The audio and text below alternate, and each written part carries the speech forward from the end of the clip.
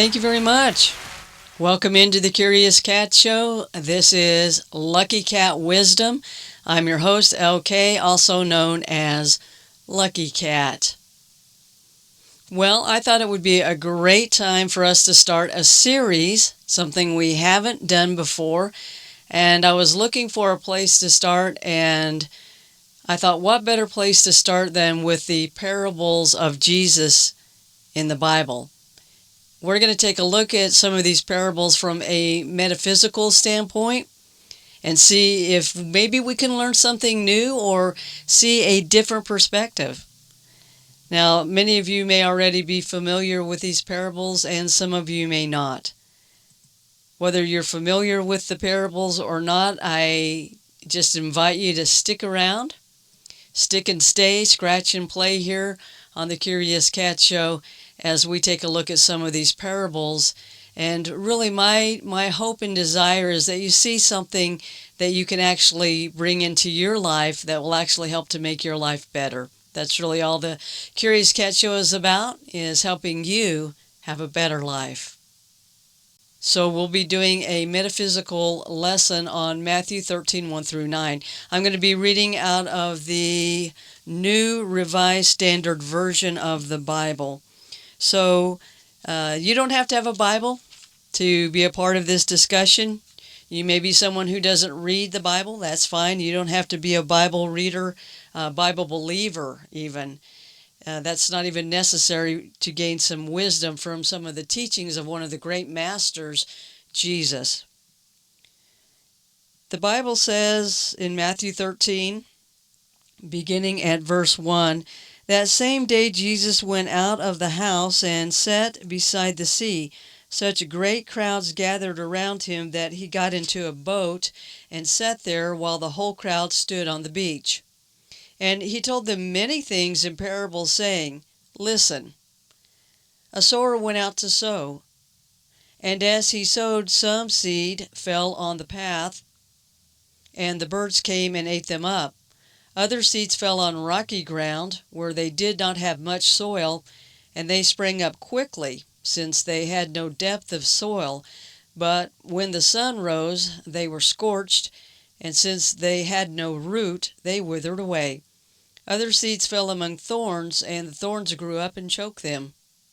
Other seeds fell on good soil, and brought forth grain, some 100-fold, some 60, and some 30. And then he says, let anyone with ears listen.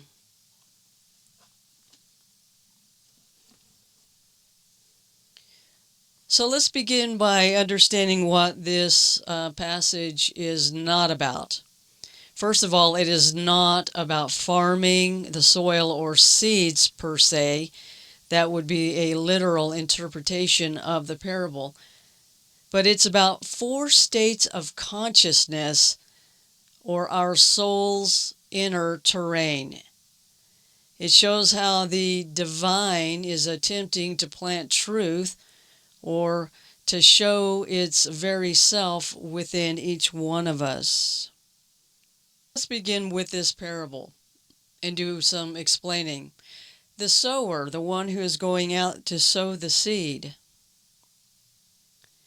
could be considered to be the divine mind, or the universe, God, source energy, your understanding of God. The seed is the spiritual truth or realization that's being planted or sown, and the soil is the condition of your awareness or my awareness. The sower as the divine mind. In metaphysical interpretation, the sower represents the universal creative force, God's source, infinite intelligence, which is continually broadcasting inspiration, intuition, and spiritual truth. And this is important because the sower does not discriminate. Divine mind, which is omnipresent, scatters divine truth everywhere all the time. And divine truth is offered to all states of consciousness, even those that are not yet ready to receive it.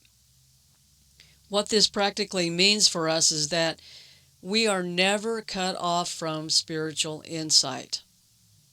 and we are never unworthy of divine revelation. And right now we are actually being sown into. Even as we speak, the sowing is taking place. Now let's take a look at another symbol or element in this parable, which is the seed. And the seed is spiritual truths or ideas. The seed in the parable symbolizes the living idea of truth with a capital T. It is also the spark of awakening, the whisper of your intuition, and a little nudge that can nudge you, move you towards personal transformation. Metaphysically speaking, a seed contains potential. That means what you could become, as well as a pattern, which is the pattern of your divine blueprint, which you already came into the world with. This seed also contains the power or the energy to unfold you into your highest expression of your highest self. Every spiritual idea that is planted in you right now already contains the full pattern of your transformation and the reflection of who you are and who you will become. So we can see the sower as the divine mind, the seed as the divine truth, which leads us then to the four types of soil, which represent four states of consciousness. The first state of consciousness that the sower is seen to encounter is a packed path. And this is the unreceptive mind. It said some seed fell by the wayside, is the way they call it, and the birds came and devoured up the seeds. Metaphysically speaking, this is that person who has the busy, distracted, surface-level mind, the part of us that's so preoccupied with the external noises in the world that inner truth is not able to even penetrate.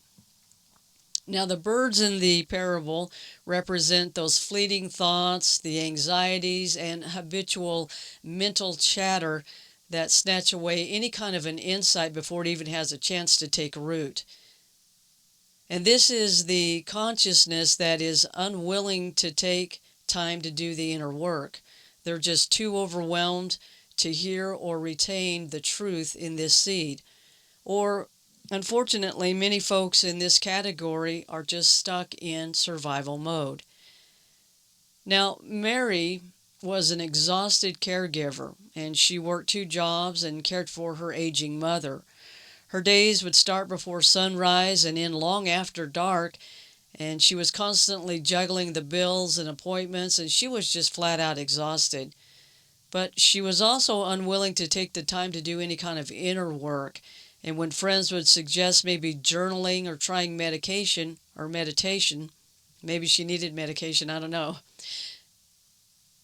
When her friends would suggest that she would do some journaling or meditation, Mary would just kind of laugh it off, and she'd say, I don't have time for that. So she equates stillness with laziness because survival feels like motion. She's also just too overwhelmed to hear or retain the seed. Even if she hears something that's inspiring, a sermon or a podcast or some kind of word, it barely even registers for her. Her mind is already racing to the next task and the next crisis. Many people are just stuck in survival mode. Their nervous system is locked in go, go, go, go. And it's not that they're really rejecting growth, it's just that they're too flooded to receive it. The soil of her inner life is dry and compacted by stress. The second state of consciousness in this parable has been described as the rocky ground or the shallow mind. Some of the seed fell on rocky places and it sprang up quickly, but it didn't have any root. This is the state of a consciousness that gets excited about spiritual ideas but can't sustain them. It's the spiritual enthusiasm without discipline phase. And metaphysically, the rocks in this parable can symbolize some unresolved emotional blocks, unexamined beliefs that we may have, fear-based patterns, or resistance to go into any kind of spiritual depth. The seed, the truth, sprouts. I mean, people in this category do receive the insights, but without some inner clearing, they just can't take anchor. Now, Jordan, he represents the spiritual enthusiast who loves discovering new spiritual teachers online. In fact, every week he's captivated by fresh ideas, and he likes to do breath work maybe this week, manifestation next week, sacred geometry. He does some fasting, a little bit of shadow work, and then he just dives in with enthusiasm. He gets excited about all of these ideas, and he buys books, he watches videos, he tells his friends, and he feels a rush of inspiration. The problem is that within a couple of days the excitement eventually fades, the practices feel inconvenient to do, and the discipline for that continuation of inner work becomes somewhat, boring and uncomfortable. So then he moves on to the next aha moment, chasing novelty instead of depth of relationship in his spirit.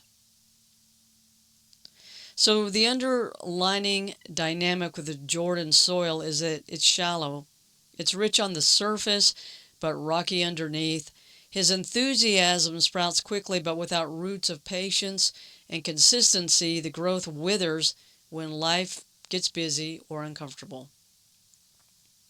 The third state of consciousness mentioned in this parable is the thorny ground, where there's thorns and weeds.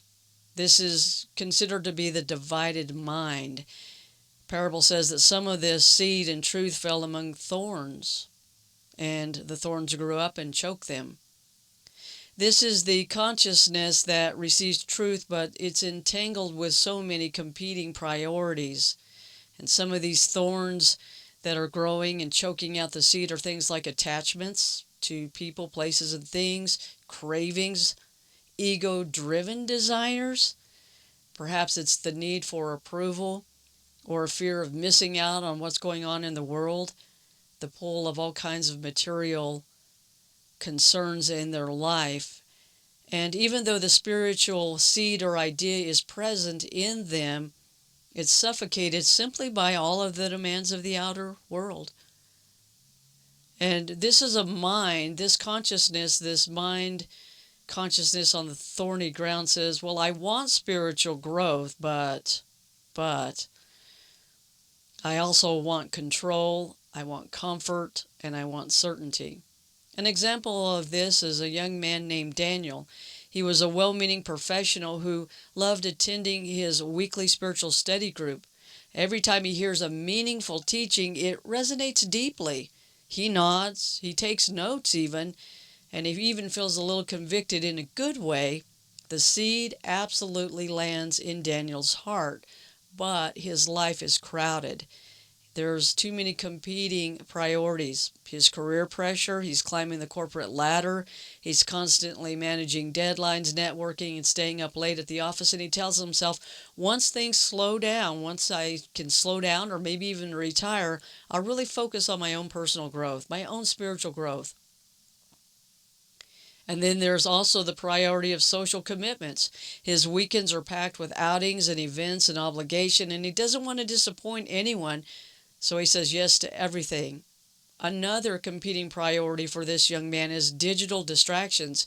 Even when he tries to reflect or to pray, his phone buzzes, the notifications go off, there's always an email or group chats or news alerts, and his attention gets fragmented. It isn't that Daniel is rejecting spiritual growth. He receives it and he even actually values it, but his inner life is tangled with so many other priorities that the truth just doesn't have the space it needs to grow deep roots, and that seed in truth eventually just gets choked out. He's the person whose soil is fertile but full of thorns. And then finally here in the parable we get to the good soil. the receptive mind.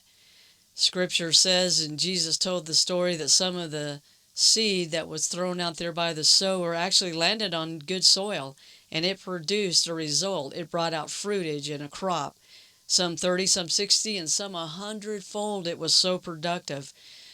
This represents the aligned, open, prepared, and spiritually fertile consciousness. The example is Anna, the spiritually receptive artist. She's a graphic designer who begins each morning with quiet reflection before she does her work, and before she even looks at her phone or opens up her laptop. She's already practicing meditation through quiet reflection. She's not perfect. She's not floating on a cloud. She's just intentional. Anna is aligned. She regularly checks in with her own values, and when she begins to feel off-center, she will take a pause rather than powering through. Her choices, including her work and her relationships and her boundaries, they increasingly match her inner truth. Anna is open. She hears a spiritual insight. She doesn't resist it, or she's not overtly intellectualizing it. She lets it land, sink in. She listens with curiosity instead of being defensive if she hears something that doesn't seem to be true to her. And she's willing to change. She's open to change. Anna is also prepared. She's cultivated habits that make her inner life very spacious and very abundant. She has her own inner garden. She does some journaling. She practices silence. She goes for nature walks. And probably more importantly than anything, Anna knows how to have an honest conversation with people. And these practices in her life soften her soil so that new ideas can take root. Anna is spiritually fertile. When she receives a spiritual teaching, it doesn't just inspire her and get her emotions going, it actually transforms her. She takes it and integrates what she learns into her daily, everyday life. So it's how she speaks to others, it's how she handles stress, it's how she makes decisions. Seed of truth that was sown by the divine mind, she values it and she tends to it. Anna isn't more spiritual than anybody else. She simply is someone who's created enough inner room for the truth to flourish. You see, good soil is not accidental. It is cultivated. It represents inner stillness, self-awareness, emotional clarity, a willingness to be open, humility, spiritual discipline, and the courage to actually transform. When your inner life or the inner terrain or your inner soil is tended to, truth can actually take root and multiply. Jesus said some of it would be 30, 60, or 100-fold. That's exciting. The 100-fold is really an expression that just means limitless expansion. The truth of the matter is that we are all four of the soils. All four of those soils or state of consciousness can reside in us at any time. You know, in some areas we're more receptive and we're flourishing than we are in others. So in some areas we're receptive and flourishing, in others we're distracted, in others we're shallow, in others we're tangled. The parable is not about judgment. It's about self-recognition and self-awareness. And it invites you to ask a few questions today. Are you ready? Question number 1. Where am I unreceptive? Question number 2. Where am I shallow? Question 3. Where am I divided? And then question 4, where am I fertile? I think it's really important to start out with where you know you are the most receptive and the most fertile, and begin to appreciate that and expand on that. I would just caution folks not to get there's work to be done here, but some folks get caught up in, well, my soil sucks, and I'm unreceptive, I'm shallow, I'm divided, and they get into that attitude without realizing that there are places where you actually have good soil. So you need to focus on the good and praise it. Okay. Now here's some really great news out of this parable that I want you to take away today, because this is truly inspiring and encouraging. The divine mind, the sower, never stops sowing. And this is a very comforting truth. Divine mind, the Spirit of God, the universe, does not give up on you. And it isn't waiting for a perfect condition in you. It does not withhold any inspiration until you get your life together. Divine mind and the Spirit, the Holy Spirit, if you like that terminology, is sowing into you constantly in dreams, in your intuition, through synchronicities, sudden clarity, those quiet moments, a crisis even, or in joy. Your only task in each moment that this happens is to cultivate the soil. So let's talk about practical metaphysical application. Here's some ways to do this. First of all, cultivate stillness. Because in stillness you can loosen the soil of your consciousness, and we do this through practices like meditation, breath work, and silence, finding ways to create receptivity to open ourselves up. Some of us need to remove inner rocks. You may need to do some shadow work, which means that you bring up the unconscious patterns into your conscious awareness so that they can stop running your life in the background. The goal is to stop fighting the shadow and work to integrate it. Then there's also those rocks of limiting beliefs, where you say, I'm not good enough, people don't like me, I can't succeed, I always mess things up, I can't trust anyone, it's too late for me, I'm not creative, I don't deserve good things. All of those beliefs, are not facts. They're just conclusions that we have formed during moments of our own pain, our own fear, and confusion. Another rock that we need to remove is emotional debris. Emotional debris is a simple way of describing leftover emotional material that's accumulated when experiences aren't fully processed. It's the clutter in your inner world, old reaction, unhealed moments, outdated fears that still influence how you feel and behave, like that unresolved hurt from past relationships, childhood criticism, old betrayals, and shames from past mistakes. If you happen to have thorns, well, pull out the thorns. Purposely release yourself from attachments that are choking out your spiritual growth. Get rid of those thorns. Those are usually things that feel important or comforting or necessary, but they actually are draining away our attention and our energy and the inner space. And they function like thorns in the soil. They don't kill the seed outright, but they crowd it out. They compete with it and they keep it from maturing. And that may mean that you have to let go of people, places, or things that drain your energy. And sometimes, weirdly enough, thorns themselves will remove themselves from your life if you are being aligned in the Spirit. Sometimes people will leave you, and places and things will leave you as you become more aligned. And you have to look at that and be like, that's a good thing. That thorn is no longer here. All right, onward to your good soil moments to nourish the good soil. Just a few things here. Practice gratitude, follow your intuition, act on your insight, and continue to live in alignment. You see, this parable in Matthew 13, 1 through 9 can act as a mirror reflecting your inner landscape, and that's really the purpose, is self-awareness. It asks, what kind of soil am I offering to the divine mind today?